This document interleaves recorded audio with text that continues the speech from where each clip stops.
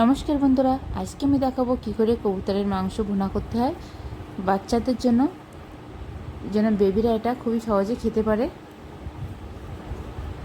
আর এই জন্য আমি একটা কবুতরের মাংস নিয়েছি।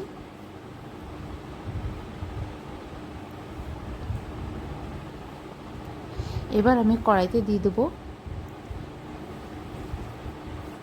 অল্প করে একটু তেল। তারপর আমি দিয়ে দেবো পেঁয়াজ কুচি। পেঁয়াজটা একটু হালকা করে ভেজে নেব। তারপর আমি দিয়ে দেবো আদা আর রসুন বাটা। দিয়ে আমি আদা আর পেঁয়াজ রসুন ভালো করে একটু ভেজে নেব। ভেজে নেওয়া হয়ে গিয়েছে। এবার আমি দিয়ে দেবো মাংস।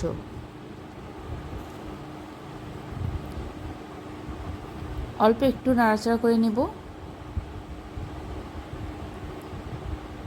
তারপর আমি দিয়ে দেবো সামান্য একটু হলুদ আর খুবই সামান্য একটু লবণ।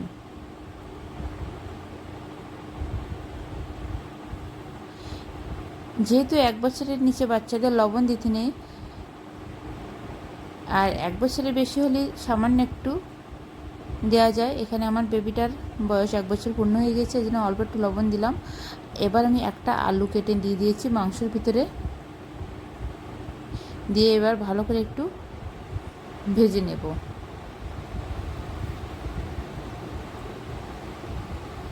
এবার দিয়ে দেবো সামান্য একটু জিরার গুঁড়া আর সামান্য একটু দারুচিনির গুঁড়া, দিয়ে আবার একটু নাড়াচাড়া করে নেব।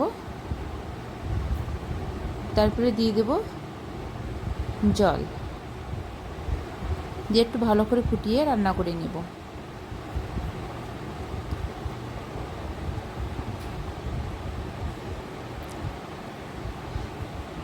কিছুক্ষণ পরে মাংস আলু সব কিছু সিদ্ধ হয়ে গিয়েছে। এবার এটা নামিয়ে নেব।